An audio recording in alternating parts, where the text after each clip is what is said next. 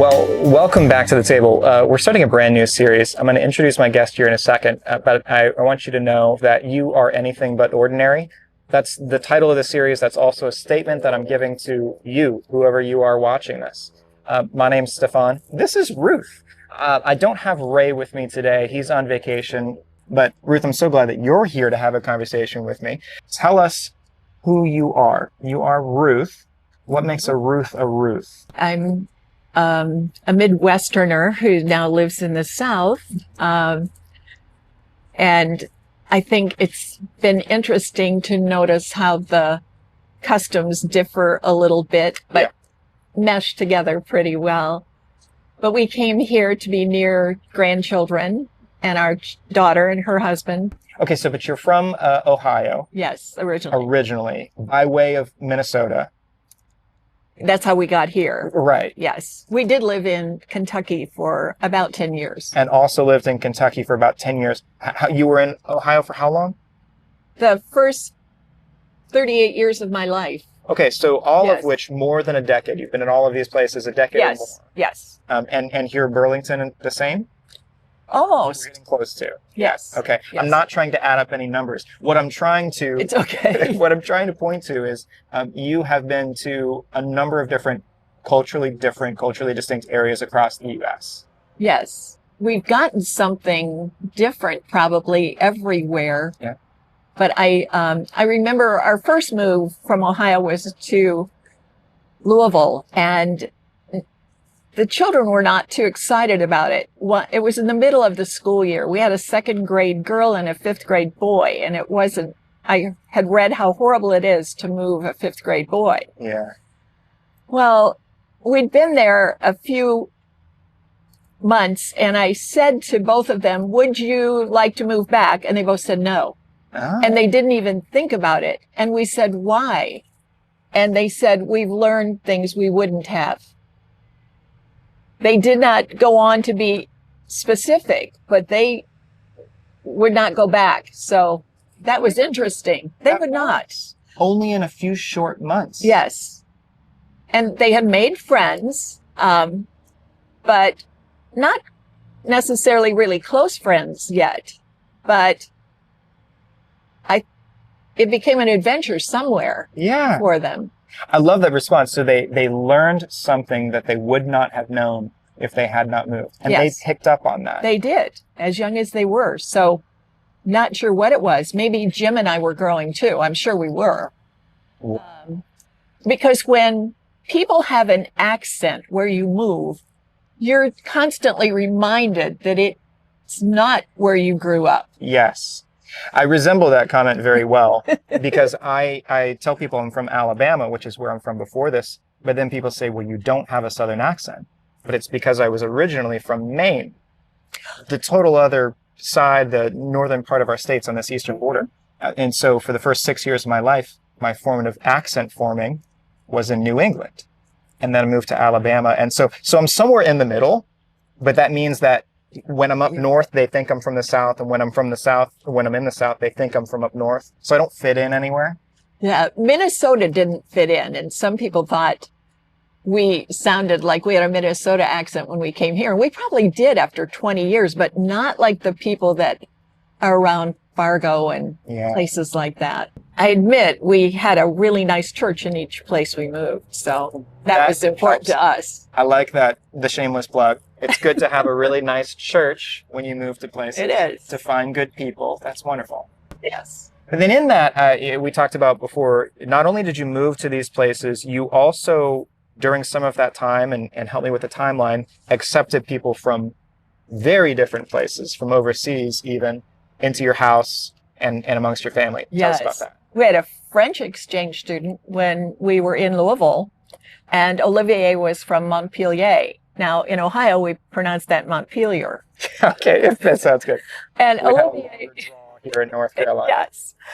And Olivier was wonderful. I remember asking him once, what do you miss the most about home? And he said, the baguette. The baguette. Every day they would go to the bakery in Montpelier and get that. So he was wonderful, and he would try anything. I was sharing with Stefan that I was trying to explain to him what cheese grits were.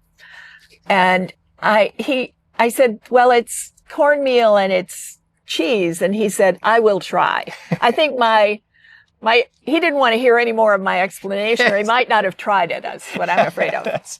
I'll give it a shot if you say that it's good. What is that trick that you have learned over those years of moving from state to state, culture to culture?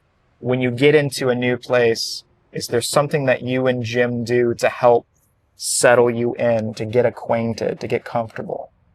I think we try to get to know the people who live next door to us, behind us, across the street. Yeah.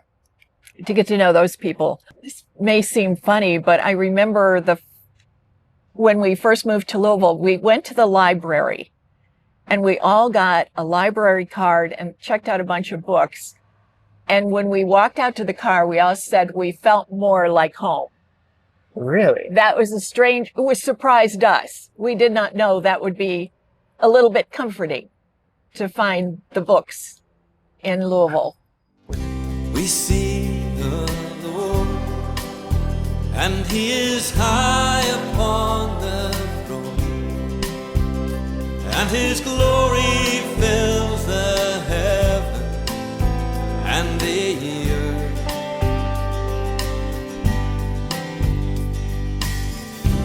Unlike a lamb who was slain is on the throne, and so I cast my crown before you. Jacob was on the lam after jilting his brother out of his inheritance. And by the river Jabbok, a mysterious stranger jumps Jacob, and they wrestle all night. At dawn, when Jacob finally fends his adversary, he demands a blessing. You have fought with God and men and lived to tell about it, says that stranger with whom he's wrestled. The stranger says, from here on, you'll be known as Israel. Israel, the God wrestler. Now Jacob went on to become the father of a great people, though he always walked with a bit of a limp. God never got over God's inclination to wrestle Israel. I will be your God. You will be my people. That's what God says in Jeremiah, Deuteronomy, number of places. And we can all be grateful that God loves to tussle intransigence into an enduring relationship. God's arguments with Israel, you will note in Scripture, become quickly overheated. Because, hey, God has bet the house on Israel.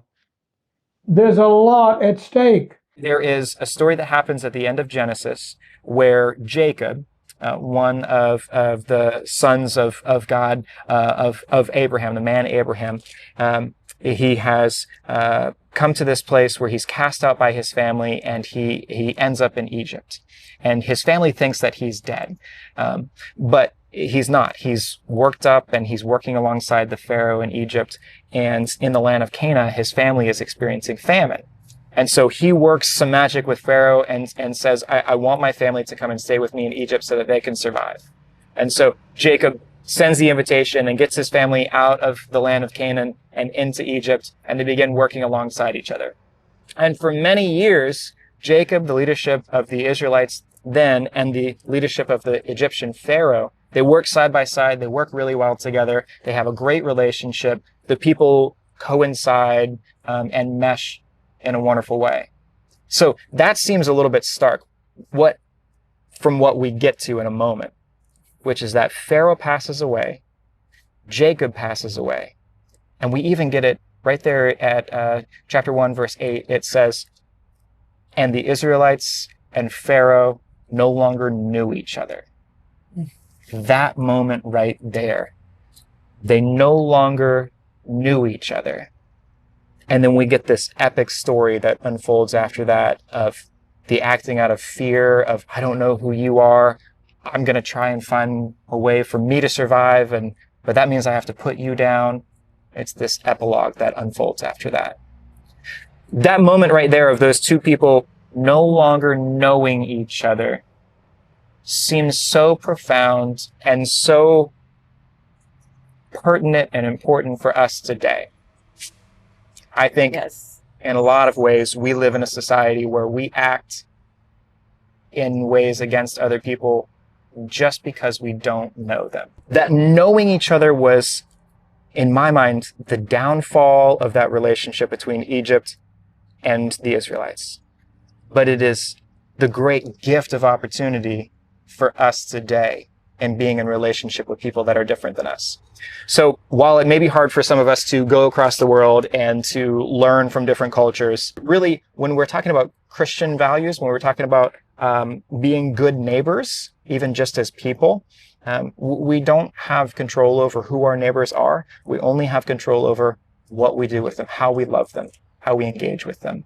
That's something Jim and I talk about, is the fact that we do need to have a little bit better idea of what's happening elsewhere, what trials people are facing, what joys they're having in other parts. It's not all sad. Right. You have done some work in kind of doing a little research and learning about these different neighbors that come into our community and what they offer us. Can you give us just some highlights of knowing these people? I think the thing you realize is the moms love their children and just as much as we love ours. Want the best for them, which is one reason they're here. And I think look for ways to make their lives easier. That's why they're here. Those are things that we all want. We all are, afraid of the same things, I would say, afraid of not knowing what might come next. And I think that would be scary for me. So I make the assumption it's scary for them. Yeah, absolutely. Not knowing the language, not knowing how to go to the bank, not knowing how to read a bus schedule or something that simple. How to get care if somebody gets sick. Yeah. And I think it's interesting that so many different people have tried to help them with different things. But it's enriching when you begin to realize that they feel the same way you do about so many things. And then, like, tell me about something about you that's different, though, and help me learn why you do something that's different. We often see people who are different than us. And this is immigration, this is homelessness, this is health insurance, this is all of those different categories. Yes. We feel like we are providing everything to them and they are at a cost to us. But there's really a wonderful give and take, and there's a beautiful benefit of having people that are different around us. Refugees significantly give back to the communities that welcome them.